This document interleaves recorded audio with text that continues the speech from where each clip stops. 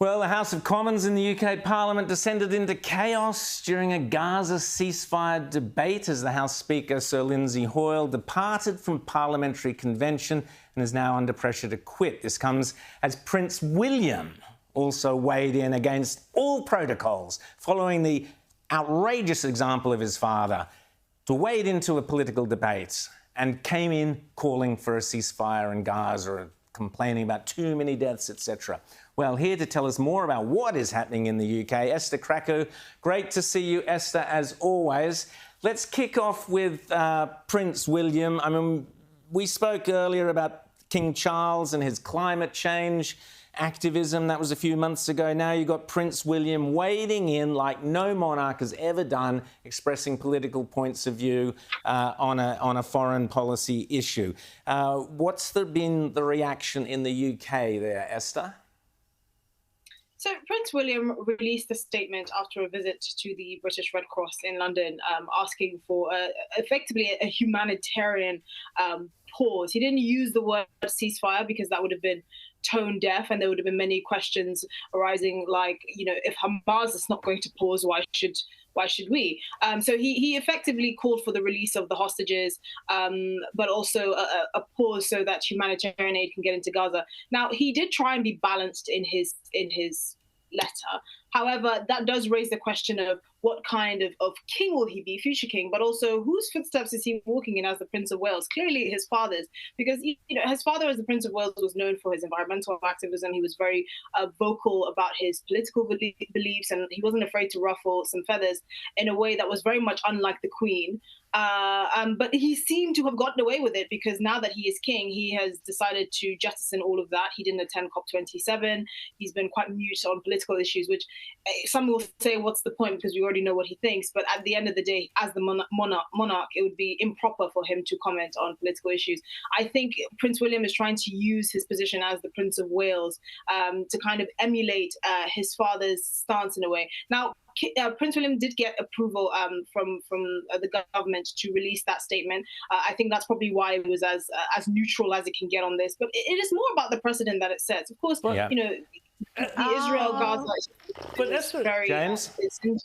But Esther, I want to get into what some of the lead up to this, or some of the stuff that's been happening in the last 24, 48 hours, because I think Australians aren't fully across just what has been happening, too, in the House of Commons, and that explain to us how procedures for voting on a motion around Gaza and a ceasefire were changed and suspended by the House Speaker simply because Labour MPs were under physical threat from Islamist protesters. And you've essentially given, it sounds like to me, Islamist demonstrators the freedom to decide what's voted on, what's not voted on, how it's voted on in Parliament. What is happening here? I mean, the last 72 hours in the UK's Parliament has been the kind of stuff you can't make up, actually. You couldn't even make up in a series because it's so ludicrous. So this giant virtue signaling exercise over the votes in Gaza, which is precisely what it is. It's not like the vote in Gaza is going to have any impact on actions there. You know, we can't vote on Australian taxes. Why do you think you can vote on what happens in Israel and Gaza? But anyway, there were pro-Palestinian protesters outside of Parliament just when the vote was about to happen. And Sir Keir Starmer pulled Lindsay Hoyle aside and had some words with him. Now, we don't know what exactly that conversation entailed. Some are saying that Keir Starmer actually threatened the Commons Speaker to actually get rid of him at the next election when Labour are expected to win if he didn't back Labour's amendment motion. So ordinarily the SNP, the third largest opposition party, third largest party in Parliament, but the second largest opposition, had come up with a motion to debate. And parliamentary procedure wouldn't actually have you debate an amendment proposed by Labour, who are also in the opposition, when the government has also proposed its own its own amendment. So basically, Sir Lindsay Hoyle effectively defected from parliamentary procedure after having a conversation with Sir Keir Starmer, and it all just kind of erupted in the Commons. You know, Tory MPs left, the SNP MPs left as well, and which begs a couple of questions. Why does it seem like our politicians are being allowed to be intimidated by pro-Palestinian protesters. We already know that some MPs, an MP who was the MP for Finchley and Golders Green for, I believe, over a decade, had to resign because of threats against his life. Right? We all across the board, we're seeing intimidation of MPs, particularly when it comes to this vote, which is largely ceremonial, completely meaningless, and also begs the question why our MPs are so incensed and getting so worked up over something that's happening not in Britain, but they don't seem as incensed as people being homeless, or the economy tanking, or the housing crisis, or the crumbling NHS, or all the things that affect the daily lives of British citizens, even more so. It's really a complete fiasco. You just couldn't make it up. And I think for me, the saddest thing is, just seeing how MPs are being intimidated by this hate mob, effectively.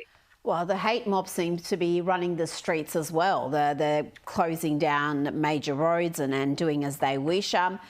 Tell me about what's happening with Liz Truss. She was Prime Minister for about 5 minutes. She's always been seen as a bit of a wet from the sort of the left of the Tories, but she seems to now be cozying up to Nigel Farage, suggesting he again becomes active politically. And what's happening there? Because I do look at the British political scene and worry about what choices people have. You've got the Tories who've been hopeless for so long, and they really are faux conservatives, and then you've got Labor who have really gone radical left. So tell me about the upcoming election and whether Nigel Farage will feature.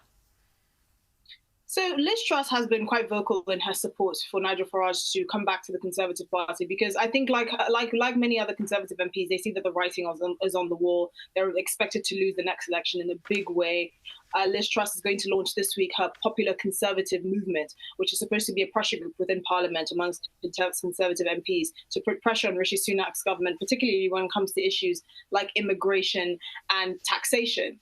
So this is a group that she is spearheading, and she's made it very clear that not only will she not be silenced, even though she was only Prime Minister for all of 45 days, really, but she's also trying to raise the flag for Conservatives that can see what is going wrong in the country and are not willing to be silent about it. Now, obviously, trying to get Nigel Farage on board is a very wise move. This is a man who is behind Brexit. He has a lot of grassroots support in the traditional sort of Tory voter communities. And, she's going to be speaking, and she has been speaking at CPAC this week. Nigel Farage is also going to be speaking as well. So they've been cozying up kind of on the American speaking circuit and kind of making the case for conservatism, not just in the UK, but obviously in the developed world as well. They're very pro-Trump. They're very sort of controlled borders, higher economic growth, all those sorts of things.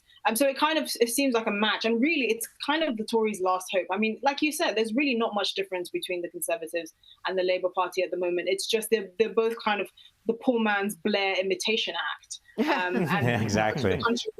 Just quickly before we go, I'm going to play you this clip of Liz Truss basically saying that she never, even as Prime Minister, she never got to run the country. Have a quick listen to this.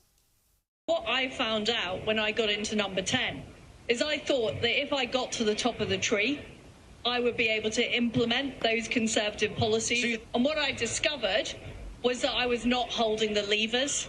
The levers were held by the Bank of England, by the Office of Budget Responsibility. They weren't held by the Prime Minister or the Chancellor. And I think that's a massive, massive problem. Hang on. So there we go, Esther. She's saying she never had, the Prime Minister of Britain doesn't hold the levers of power. So that's why we need Nigel Farage. I'm with you. We need Nigel Farage and number 10 to sort them all out. Esther Krakue, thanks so much for coming on Outsiders, and we'll chat again soon.